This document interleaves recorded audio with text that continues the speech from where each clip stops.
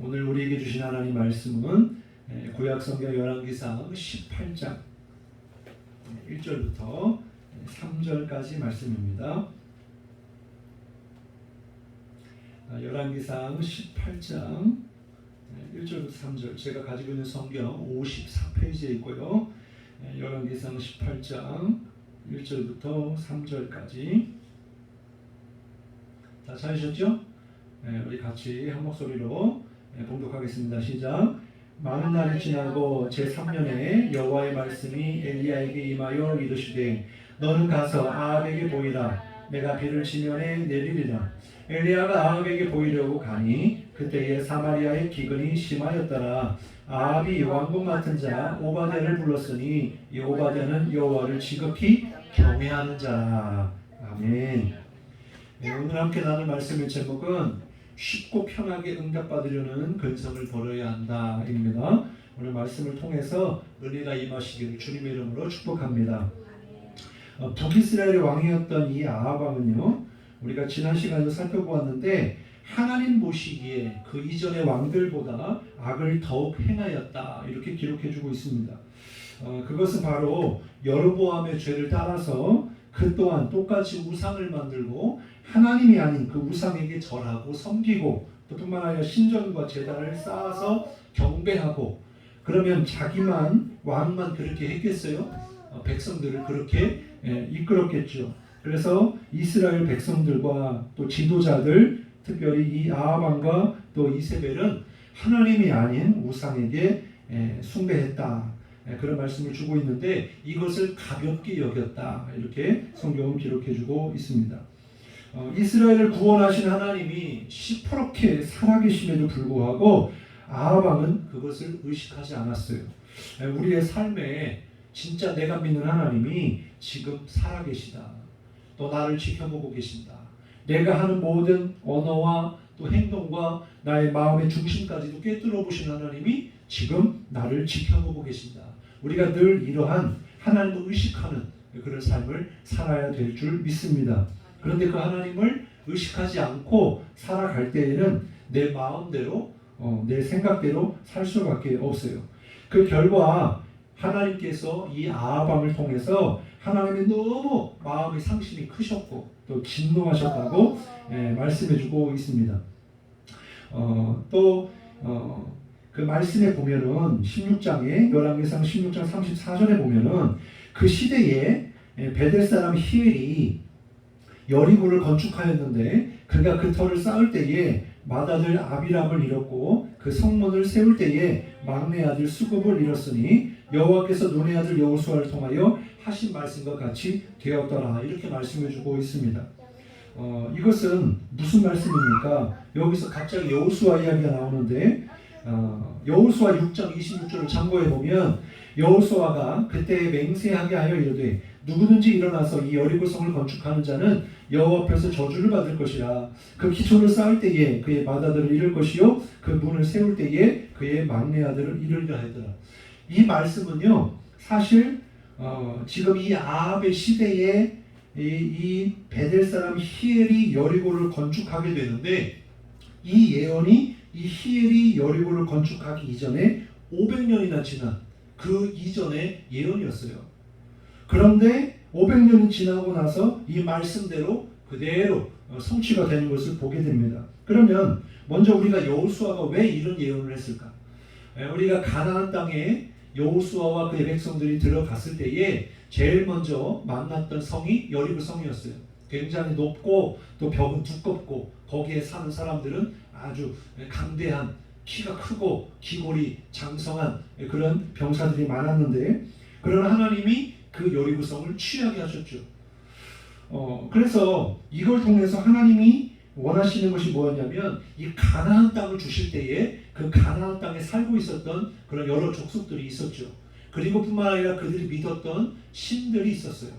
그래서 하나님은 우상을 가장 미워하시기 때문에 이 여리고 성을 무너뜨리면서 하나님이 보여주시고 알게 하시는 뜻은 뭐냐? 바로 이 가나안 땅은 하나님의 땅이다, 하나님이 이스라엘에게 주신 땅이다, 그러면서 이 여리고 성을 상징적으로 보여주고 있는 거예요. 그래서 이 여리고성을 건축하지 않는 것이 하나님의 뜻이었다는 거죠. 그런데 이 예언이 500년이 지나고 나서 이 아합의 시대에 그의 선택받은 자 히엘이 여리고를 건축했다는 거예요. 그러니까 하나님의 뜻이 아닌 이 일을 행했더니 그대로 이루어지게 되는데, 말씀을 보니까 그의 맏아들을 잃을 것이라. 실제로 그의 맏아들이 죽음을 당하게 되고 그 분을 세울 때에 그의 막내 아들도 잃어버리리라. 하나님의 약속의 말씀은 반드시 이루어진다. 그리고 이 말씀을 우리가 날마다 기억해야 하는 것은 반드시 하나님의 때가 되었을 때 그 약속의 말씀을 성취하시기 때문에 우리는 말씀을 잘 기억하고 그대로 순종해야 될 줄로 믿습니다. 그래서 우리가 여기서 또 하나 깨달을 수 있는 중요한 본질은 뭐냐? 바로 죄가 뭐냐는 거예요. 하나님의 뜻이 아닌 것이 죄다라는 것입니다. 그리고 죄의 결과는요, 심판이라는 거고요. 이 말씀이요, 500년이 지나고 1000년이 지나고 10,000년이 지나도 변하지 않는 진리이기 때문에 우리는 오늘 이 하나님의 말씀 앞에 우리의 삶과 영적인 상태를 돌아보고 하나님의 뜻대로 살아야 할 줄로 믿습니다. 만약 그렇지 아니했다면 하나님 앞에 빨리 회개해야 우리의 살 길이 열리는 거예요. 우리가 가볍게 생각하면 안 되는 것입니다. 그래서 하나님이 이 아합이 이 선조들처럼 악을 행하고 우상을 숭배해서 하나님을 진노케 하였고 또 히엘의 일로 하나님을 진노케 하심으로 인하여 하나님이 엘리야를 통해서 그에게 말하기를 비가 지면에 내리지 아니하리라. 그래서 3년 6개월 동안 비가 오지 않게 되었습니다. 그리고 나서 오늘 말씀이 시작이 되는데 바로 이제 그 3년의 시간이 지난 거예요. 그리고 나서 하나님이 엘리야에게 말씀하시기를 너는 이제 아합 왕에게 가라 이렇게 말씀해주고 있습니다. 먼저 3절 말씀을 우리가 보면은 아합이 왕궁 맡은 자 오바댜를 불렀으니 이 오바댜는 여호와를 지극히 경외하는 자라. 지금 하나님이 이 엘리야에게 너는 아합에게 가라 라고 했는데 아합에게 가는 중에 이 오바댜를 만나게 됩니다. 그리고 이 오바댜를 갑자기 등장을 시켜서 여기 보니까 여호와를 지극히 경외하는 자라 이렇게 설명해 주고 있어요. 그럼 왜 여기서 오바댜를 통해서 하나님이 말씀하시는 것이 무엇일까? 먼저 말씀해 보니까 오바댜는 국내 대신이었습니다. 여기에 왕궁 맡은 자라고 되어 있는데 그리고 여호와를 지극히 경외하는 자라 이렇게 소개해 주고 있어요. 먼저 국내 대신이라고 하는 직책은요, 아합의 집의 사원을 이야기합니다. 즉 집안의 모든 일을 도맡아 관리하는 그런 사람이었어요. 그리고 이 오바댜라고 하는 이름의 뜻은요, 바로 여호와를 섬기는 자, 여호와의 종이라는 뜻입니다. 그러니까 하나님을 섬기고 하나님의 종이라는 그 이름을 가지고 지금 아합 왕의 가장 측근 중에 한 사람이었다는 거예요. 아주 어려서부터 하나님에 대한 경건한 신앙을 가지고 또 지켰을 뿐만 아니라 그 신앙을 아합의 관리인을 하고 있으면서도 여전히 지키고 있었다는 것을 알 수 있습니다. 이게 사실 쉬운 게 아니에요. 우리가 신앙을 가지고 있고 신앙생활을 한다고 하더라도 우리의 직장생활이나 우리 삶 가운데 믿지 않는 사람들과 함께 하다 보면 또 여러 가지 또 미혹과 또 여러 시험을 받기 때문에 사실 믿음을 가지고 있지만 이 믿음을 가진 자답게 살기가 참 어려워요. 오늘 이 말씀 중에도 사실 이 오바댜가요, 자신의 이 신앙이 그대로 삶 속에서 드러나는 증명하는 사례가 있었는데 그 당시 핍박받는 여호와의 선지자들, 왜 이미 벌써 아합과 이 이세벨은요 하나님의 종들, 하나님의 선지자들은 다 죽여버리고 자기들이 믿는 신의 그 섬기는 제사장들 또 선지자들, 그래서 나중에 이제 갈멜산에서 네가 믿는 하나님이 진짜 하나님이냐, 내가 믿는 하나님이 진짜 하나님이냐, 누구 신이 진짜인지를 증명해내자 그런 전투 가운데 있을 때에 바로 이 아합과 이 이세벨의 그들이 믿고 숭배했던 이 바알과 아세라 선지자들, 바알의 선지자 450명과 또 이세벨의 선지자들 400명과 함께 싸우게 되잖아요. 우리가 그것을 보면서 바로 하나님을 증거하고 하나님의 말씀을 대언하는 선지자들은 다 죽이려고 했다는 거죠. 그런데 그러한 사람들을 이 오바댜는 어떻게 했냐면 그 사람들을 도와줬어요. 숨겨줬어요. 뿐만 아니라 그 사람들 중에 이 말씀에 보니까 18장 4절에 선지자들을 멸할 때에 오바댜가 선지자 100명을 가지고 50명씩 굴에 숨기고 떡과 물을 먹였더라, 이렇게 말씀해 주고 있어요. 이게 쉬웠겠어요? 자기는요 목숨을 걸고 행한 거예요. 왜? 이 일이 알려지면 이 오바댜의 목숨이 그냥 그 자리에서 죽임을 당할 수 있는. 왜? 지금 이세벨과 아합은 하나님의 선지자를 죽이려고 했는데 그 왕의 명령을 어기고 그 사람들 도와주었으니 이게 얼마나 심각한 일이었겠어요? 뿐만 아니라 왕의 명령을 어기고 지금 떡과 물을 먹였다라고 그랬는데 당시에 벌써 비가 내리지 않고 그 땅에 기근이 온 지가 벌써 3년이 지났어요. 먹고 마실 것이 없었다는 거예요. 근데 그러한 때에 이 오바댜는 이 떡과 물을 어디서 나서 이 선지자들을 그때까지 도와줄 수 있었냐는 거죠. 뭐 여러 가지 구체적인 얘기는 없습니다만은 절대로 쉽지 않았을 거라는 거예요. 목숨을 걸고 했을 거라는 거죠. 무슨 얘기냐? 왜 그랬느냐? 바로 하나님을 그토록 경외했다는 것입니다. 마치 우리가 애굽의 바로왕이 2살 이하에 태어난 사내 아이는 다 죽여라 라고 했을 때 히브리 산파들을 통하여 아기를 낳을 때쯤 가서 이 아이들을 받을 때 사내 아이면 그 자리에서 죽여버리라고 명령을 받은 히브리 산파들. 근데 그들이 어떻게 했어요? 왕의 명령을 어기고 하나님을 경외하게 했기 때문에 이 사내 아이를 살렸어요. 그리고 왕에게 붙들려갔지만 왜 이렇게 하였느냐라고 물어봤지만 하나님이 지혜를 주셔서 이 이스라엘, 이 사람들, 히브리 사람들은 우리 애굽 사람들과 다릅니다. 그는 이미 낳으려고 가보면 벌써 건강한 사내 아이를 낳았기 때문에 죽일 수가 없었습니다. 그렇게 이야기를 했습니다. 왜 그랬어요? 그들은 하나님을 경외했기 때문에 눈에 보이는 바로왕을 두려워하지 않고 눈에 보이지 않지만 살아계시고 역사하시는 구원의 하나님을 경외했다는 거예요. 그런 것처럼 이렇게 오바댜도 하나님을 경외하여 눈에 보이는 아합보다 하나님을 더 두려워했다라는 것입니다. 질문을 드리겠습니다.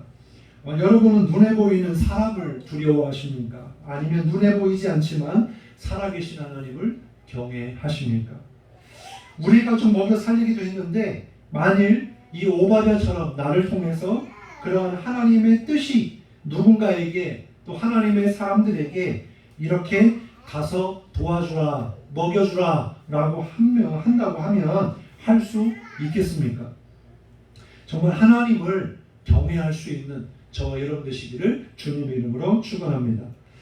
엘리야가 하나님의 말씀을 듣고 아합에게 가는 중에 이렇게 오바댜를 만났습니다. 그리고 오바댜에게 이렇게 이야기해요. 엘리야가 여기 있으니 너는 아합에게 가서 이야기하라 라고 합니다. 그랬더니 오바댜가 이렇게 말해요. 열왕기상 18장 9절에 이르되 내가 무슨 죄를 범하였기에 당신이 당신의 종을 아합의 손에 넘겨 죽이게 하려 하시나이까. 왜 아합 이 오바댜는 이런 얘기를 했을까요? 왜냐하면 10절부터 14절에 의하면 아합 왕이요 이 엘리야에게 죄를 다 뒤집어 씌워서 비가 오지 않는 책임을 엘리야에게 두고 백성들의 그런 밀란을 막기 위해서, 그래서 이 비가 오지 않는 건 엘리야가 바로 저주했기 때문이다. 그러면서 각 지역마다 사람을 책임자를 세워놓고 거기서 엘리야를 샅샅이 찾게 해요. 왜? 그를 죽여야 하니까. 그래야 자기가 살고 명예가 실추되지 않을 수 있으니까. 그래가지고 막 샅샅이 이 책임자를 두고 찾게 합니다. 그리고 나서 찾았는데 없다. 그러면 서약서를 써요. 그래서 여기에는 엘리야를 찾아봤지만 없습니다. 증명해 냈어야 됐어요. 그런데 만약 그렇게 했는데 거기에 엘리야가 만약에 나타났다면 그럼 그 책임자는요 자기가 책임을 물어야 했습니다. 죽음을 맞이할 수밖에 없는 거예요. 그래서 오바댜가 이렇게 말한 이유는 이렇게 아합에게 가서 엘리야가 여기 있습니다 라고 했는데 아합이 와보니까 엘리야가 사라져 있더라. 그러면 이 오바댜는 죽는 거예요. 그리고 뿐만 아니라 또 뭐가 두려웠냐면 이렇게 엘리야의 이야기를 전하면서 자기가 지금까지 해왔던 하나님의 선지자들을 도왔던 일이 왕에게 들어가지 않았을까. 나는 그러면 죽게 될 것입니다. 이런 두려움을 갖게 되었다는 것입니다. 그리할 때에 엘리야가 오바댜에게 이렇게 말해요. 하나님이 말씀하셨다. 너는 가서 아합에게 전하라 그래요. 그러니까 이 오바댜가 그 이야기를 듣고 아합에게 가서 전하게 됩니다. 순종하더라는 거예요. 오늘 이 오바댜를 통해서 우리가 생각해 볼 수 있는 것은 그것입니다. 신앙이 뭐냐는 거예요. 진짜 내가 믿는 하나님을 내가 정말 믿느냐는 거예요. 진짜 하나님의 말씀이라면 내가 순종할 수 있느냐는 거예요. 정말 우리의 삶에 정말 내가 하나님을 두렵고 떨리는 마음으로 경외하고 있는지, 정말 내 삶보다도 하나님의 말씀이 더 중요하게 생각하고 있는지, 어떻게 보면 우리가 오바댜 입장에 있다고 생각해 보면요, 매일의 삶이 긴장과 고통의 삶의 연속이었을 거예요. 하나님의 뜻인데 이것을 행하다가 결국에 발각이 되면 그러면 죽음을 언제든지 맞이할 수 있는데, 그리고 또 언제까지 이 일을 할 수가 있겠어요. 어떻게 선지자들을 도와주는 건 참 좋은 일인데 언제까지, 지금 계속 기근이 심해지고 있는데 언제까지 하나님의 선지자들을 도울 수 있겠어요. 그러한 상황 속에서 우리는 이렇게 생각할 거예요. 그냥 아합 왕의 국내 대신이니까 아합에게만 잘 보이고 또 말만 잘 듣고 하나님을 믿는 것보다 그냥 자기 일만 충실하게 잘하면, 그리고 신앙도 그냥 내 마음속에서 그냥 일만 잘하고 편하게 살면 되지, 꼭 그렇게 해야 되는가, 이렇게 생각할 수도 있을 것입니다. 그런데 이 오바댜는 그렇게 하지 않았다는 거예요. 하나님을 경외했기 때문에 하나님의 말씀에 순종했다는 거예요. 자기의 목숨을 걸면서까지. 그랬더니 결과가 어떻게 됐습니까? 그가 두려웠던 이 죽음의 문제가 어떻게 되었습니까? 하나님이 그의 생명을 지켜주셨습니다. 오바댜가 살았을 뿐만 아니라 하나님께서 오히려 성경을 통하여 이 오바댜가 하나님을 얼마나 경외했는지 지금 수천 년이 지난 지금까지도 우리가 정말 이 신앙을 본받아야 될 사람 중에 한 사람으로 기록되고 있고 지금도 말씀을 통하여 나누어지고 있다는 사실이에요. 만일 그가 불순종했다면 그가 그때 잠시는 살 수 있었을지는 몰라도 엘리야가 바알과 아세라 선지자의 싸움에서, 영적인 싸움에서 하나님이 정말 진짜 하나님이시고 유일하신 하나님이심을 증명해내게 되었을 때 그 선지자들은 죽음을 당하게 됐잖아요. 마찬가지로 결국에 언젠가는 그는 죽음을 당하게 됐을 거예요. 그래서 우리가 생각할 때는요, 눈앞에 보이는 이익과 또 편한 신앙생활이 중요한 게 아니라 내가 지금 힘들고 어려워도 하나님의 뜻을 행하면, 순종하면 하나님이 반드시 하나님의 때에 우리의 생명도 보존하시고 복을 주시고 은혜를 주시고 평안케 하신 줄 믿으시기 바랍니다. 이 히브리 산파들이 이 사내 아이를 하나님을 경외하여 살려줬더니 어떤 결과가 났어요? 그의 집안이 흥왕하였다 그러죠. 그러니까 하나님을 믿는 사람의 결국이 어떠하냐, 이 땅에서의 삶은 믿지 않는 사람들, 악을 행하는 사람이 더 잘 먹고 잘 사는 것처럼 그렇게 보이지만, 그러나 결과를 보고 또 그 뒤의 것을 바라보면 그렇지 않다는 것을 깨달아야 돼요. 그래서 지금 힘들고 어려워도 우리가 정말 애쓰고 힘써야 하는 것은 하나님을 끝까지 잘 믿어야 된다. 하나님의 말씀에 순종해야 된다라는 것입니다. 그래서 오늘의 말씀을 우리가 결론을 가지면서 순종하는 일이 어렵고 또 불순종하는 것은 쉽고, 그러나 그 결과는 분명히 다르다는 것을 우리가 깨달으면서 쉽고 편하게 내 마음대로 신앙생활을 하려고 하는 그런 근성은 버리자라는 것입니다. 기도의 응답도 마찬가지예요. 내가 조금 기도해보고 안 되면 그냥 포기해버리는 그런 신앙이 아니라 우리가 50일 기도학교를 통해서 날마다 기도한 것이 뭐예요? 치유되는 것도 응답되는 것도 하나님의 복이고 응답이지만 그것이 다가 아니라 하나님 살아계시다. 정말 믿음으로 기도하면 하나님이 역사하신다. 하나님이라면 모든 것을 다 하실 수 있다. 하나님의 뜻을 깨닫는 거예요. 하나님이 누구인지를 아는 거예요. 그것을 우리가 깨닫는 것이 그 어떤 것보다도 더 중요하다라는 것입니다. 그래서 우리가 기도할 때도 포기하지 말고 정말 힘들고 어렵지만 깨어 기도해야 되는 것은 하나님 말씀대로 그대로 이루어진다면 주님 내일 오시면 어떻게 할 거라는 거예요. 우리가 맨날 말씀 듣지만 늘 금방 듣고 잊어버려요. 깨어 기도하라? 기도 안 해요. 하나님의 말씀대로 순종해라? 순종한다고 아멘 해놓고 순종하지 않아요. 정말 하나님께 예배를 회복해야 된다? 엘리야가 이 갈멜산 전투에서 제일 먼저 한 일이 뭡니까? 바로 제단을 수축하는 일이었어요. 우리가 예배를 회복해야 된다. 알겠습니다. 그렇게 하겠습니다. 아멘. 그렇게 해도 금방 상황과 환경이 벌어지면 예배가 무너지는 정말 그런 우리의 언제까지 그러한 신앙의 초보에 머물러 있어야 하는가?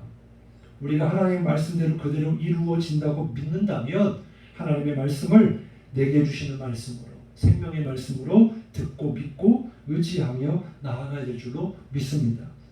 바로 하나님의 말씀에 순종하면 하나님이 개입하여 주시고 하나님이 개입하시면 하나님이 반드시 책임져 주신다라는 것을 기억해야 될 줄로 믿습니다.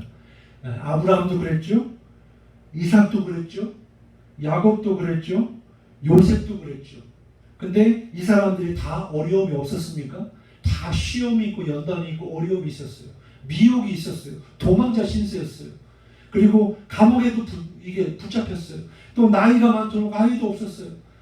또 물을 파면 우물을 파면 와서 뺏어가고 굉장히 힘든 삶을 살았어요.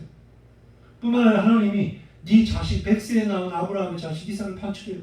그러한 여러 가지 어려운 상황을 넘어 신앙을 지키고 하나님 말씀에 순종했더니 그들이 믿음의 조상이 되고 또 영적으로 또 삶의 거부가 되고 또 이 야곱이 이 12지파의 조상이 되고 아버지가 되고 또 요셉이 애굽의 총리가 되고 이런 놀라운 일들이 일어나는 것을 우리는 성경을 통해서 보잖아요. 바로 이러한 성경에 나오는 인물들과 같이 우리도 그러한 믿음의 삶을 통하여 순종을 통하여 우리 또한 하나님의 은혜와 복을 받고 누리는 믿음의 주인공들이 될 수 있기를 주님의 이름으로 축원합니다.